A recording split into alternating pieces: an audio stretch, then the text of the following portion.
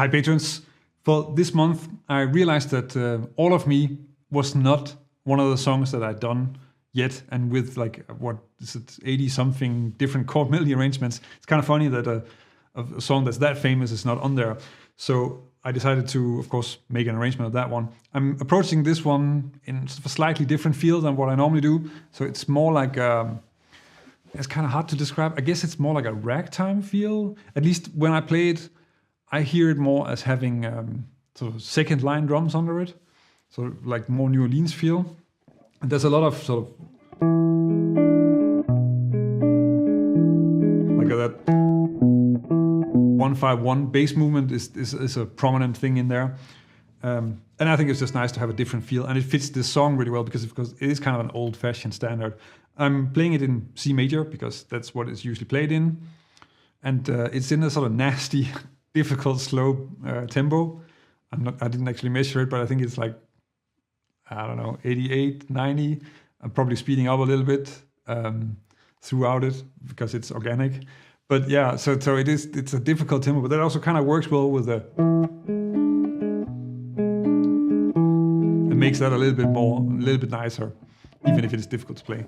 I've added an intro, which is first just 2 turnarounds and going into the theme. Now there's some repetition in the theme, and I'm luckily, or maybe also a little bit because of the way that I'm playing and the feel, kind of repeating a lot in the theme. And let me see, then there's also an outro, which is sort of a standard outro. We'll get to that. You've probably seen me use this one before. Can't imagine that you haven't actually. So let's just get to it. The first part is the intro. And since it's like this kind of slow tempo, and I guess kind of reminded me a little bit of Count Basie's Little Darling, or Little Darling. I'm starting just with 2 chords, like just playing quarter notes. So of course this is just a turn. I'm playing in the C major, right? So it's like turnaround C major. So C major to A7, but using first shell voicing, adding a note, but still just playing that. And then the double note on that A7 sharp 9, going to the, like here you have the first example of a bass line moving from the root to the 5th, and you'll get a lot of those. And then here, just a G7 where I'm going from the 9 down to the flat 9, and that would really normally just lead back to the C major 7, but in this case I'm really going to a substitution.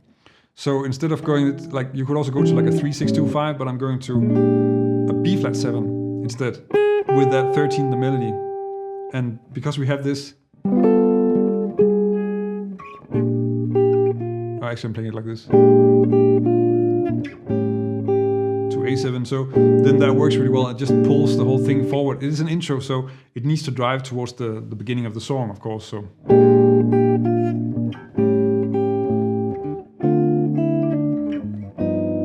and then a G7 with a flat 13 because it's an old-fashioned standard, and that's of course just the sound for old-fashioned standards.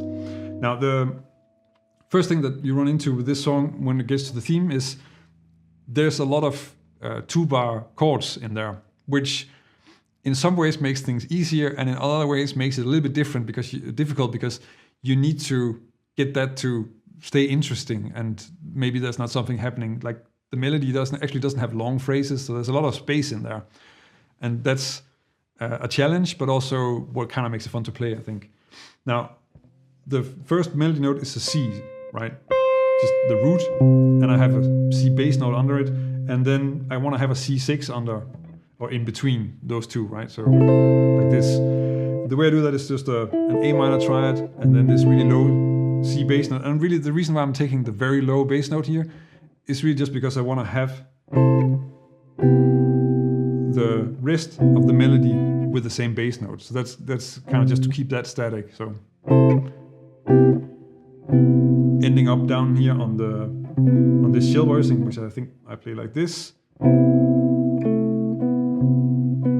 And this is a good example of what you can do if you have several bars of the same chord, because I have the shell voicing here, and then the variation I have is to play either the major 7 or the major 6. They both work, and I can also arpeggiate that voicing. And I'm doing both things here. So First coming out on the full voicing on B3, then 6 to 7, and then arpeggiating.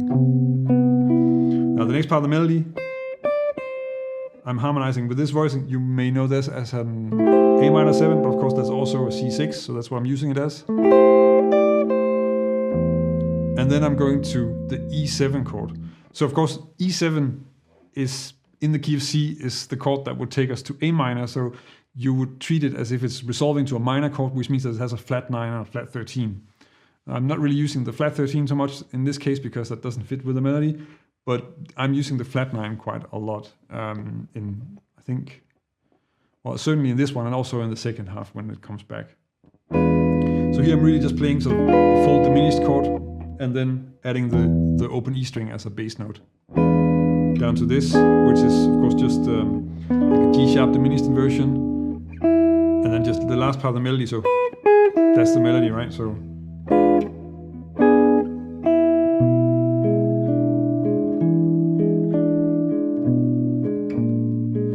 what you have here is that I'm really just using this sort of very simple arpeggiating figure to keep things moving. So there's not really anything happening in the melody.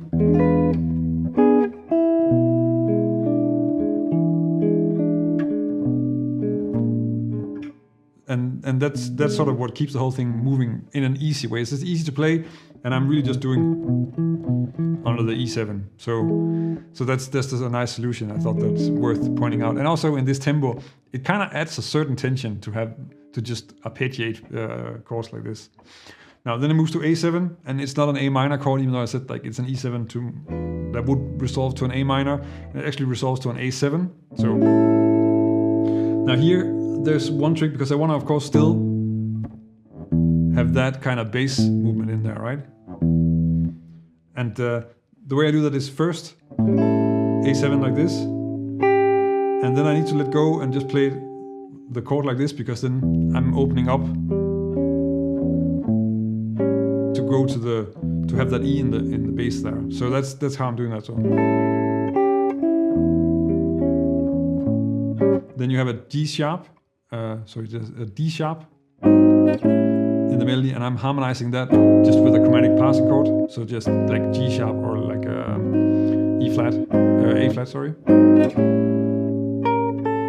Moving the melody, and then it goes to this chord, which of course is like a D minor 7, but then with a G in the melody instead of, and that's suspending the third. Like, so we're kind of waiting for that to happen, and that also means that it kind of makes sense to just sort of sit there and float, and then I can just change the bass note under it. So, and then resolve the melody, and then from here I can again go back to a very similar pattern.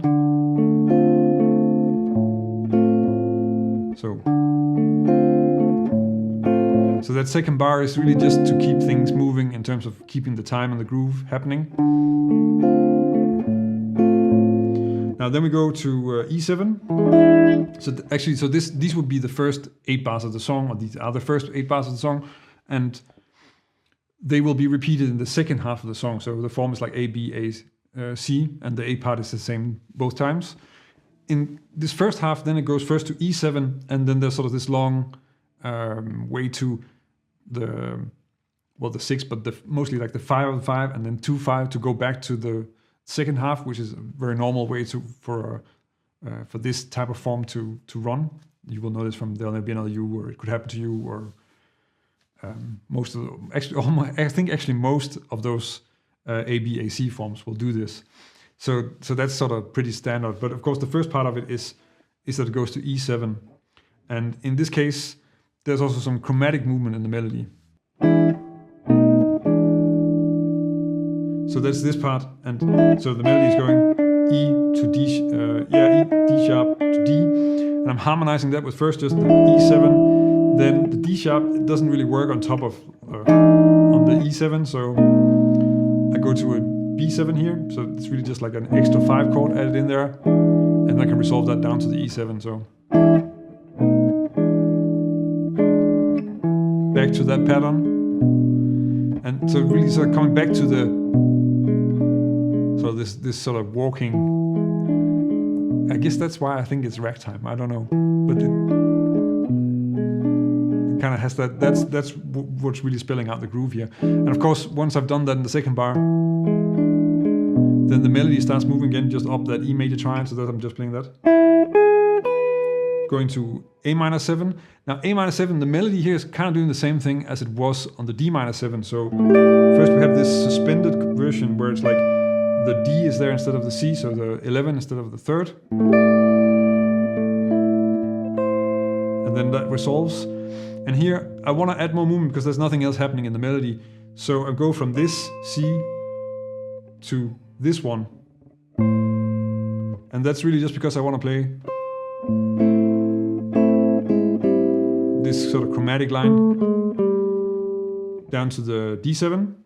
Of course, this is a 5/5, so we're sort of almost halfway through the song. That's coming down to this one. And here, similar to the E7, you have chromatic movement. So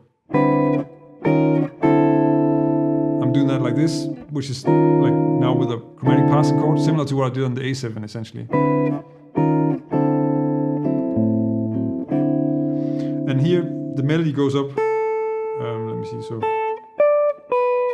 like this. The way I'm doing that is by just block harmonizing all the melody notes, which also just to have a different sound. And I guess to me also it's kind of pointing a little bit towards sort of the big band sound again. So D7 and then this D7 with a 9 and then to a D7 13 without any bass note.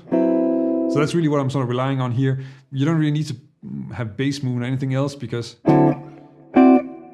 this is already a lot of information, right? And then it goes to the D minor 7. And here I'm really playing a sort of, on purpose, kind of choosing to not have any extensions in this D minor 7. I would very often do this kind of sound, but sort of the minor 11 sound for this kind of song, it's a little bit too modern. So I kind of like just to have the basic D minor 7 here. And then moving the melody up to the C, down to the B. And because the B is here, I could have played like a high, like some sort of G7 here. But I think it sounds nicer to just first let that melody stand, like the B is just super clear anyway, and then add in the G7 later. So that's how I chose to do that in the arrangement. And then of course it goes back to the second half.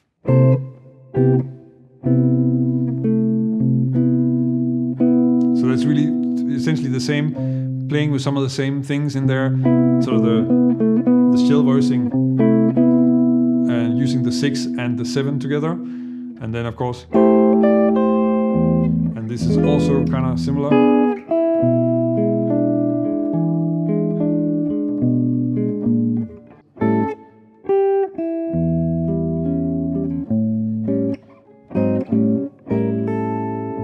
And let me see, the D minor is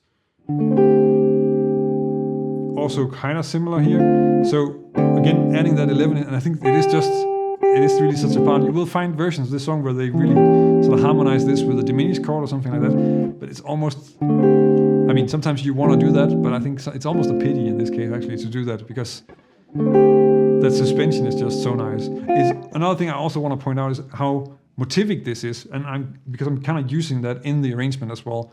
So you have this descending arpeggio. So the first part of the phrase is really always working with that. And then you get the suspension. Then you get a descending, let me see, then you get sort of a very compressed version of that descending melody. I mean, it's really a development of this already, like, which is moving down a 6, and now it's just moving down a whole step. And then you get the same thing with, like on the A minor, the suspension again, and then also the chromatic thing, and a different ending on that one, and then back to the first motif. So it's nice to also realize that there's sort of some motivic composition happening in this. And actually, if you start looking at standards in general, they are incredibly well written, and the melodies are creative, but also motivic, or using call response and using all the things that you kind of want to have in your soloing as well. But I was coming out on the D minor 7, so And really I'm just arpeggiating a little bit at random, to be honest. Again, the arpeggiating thing, it's really just there to keep things moving, right? There's not anything, that's all that's happening in the melody, nothing else. And then this time it doesn't go to E7, it goes to the 4th degree without any kind of, like very often when songs will go to the 4th degree or subdominant, they'll have some sort of secondary dominant. This one just goes straight there, so F major 7.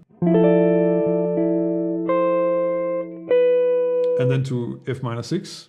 And here I really like, so first, this is like an F major 7 with a 13. It's maybe a little bit of a modern sound, could probably stylistically, it would have just been like maybe a D6 or something, but I think because the D is quite high, this sounds a lot better, and it's nice, it makes it want to sound like an extension as well.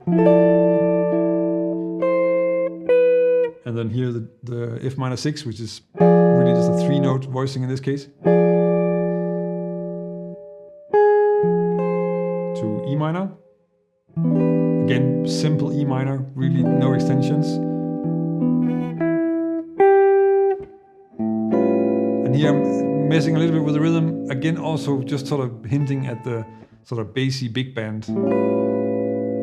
And also you have another thing that's also typical for the period is having like a dominant with a flat 13 and a 9 in the melody, which is something that sort of belongs in the old repertoire.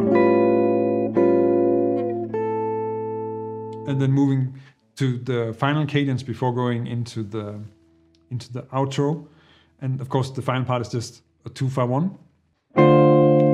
So again, also delayed a little bit with the rhythm. And then up to the G7. Here I'm really using here I think it's okay to have a lot of the extensions.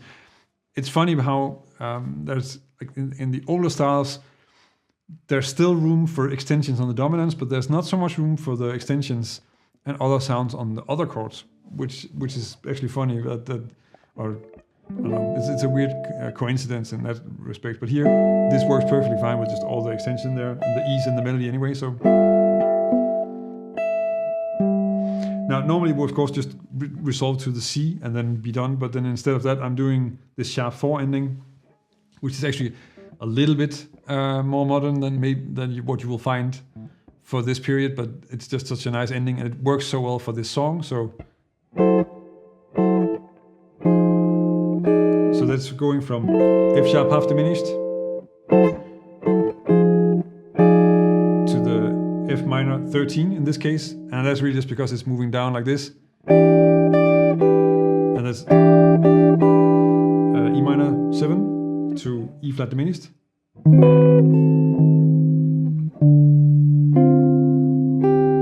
And then up to D minor, and here I'm coming up to that 11 because I want to go to this, which is of course just D flat major 7, and I'm also setting up in this, which actually is it's kind of nice to have done that. This is improvised, but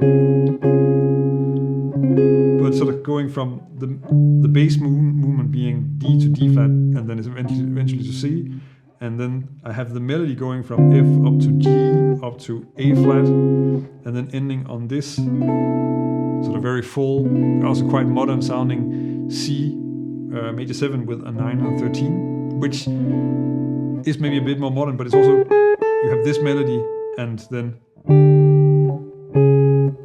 sort of this counterpoint in there built into it. I think it's a nice touch. I think it sounds really well.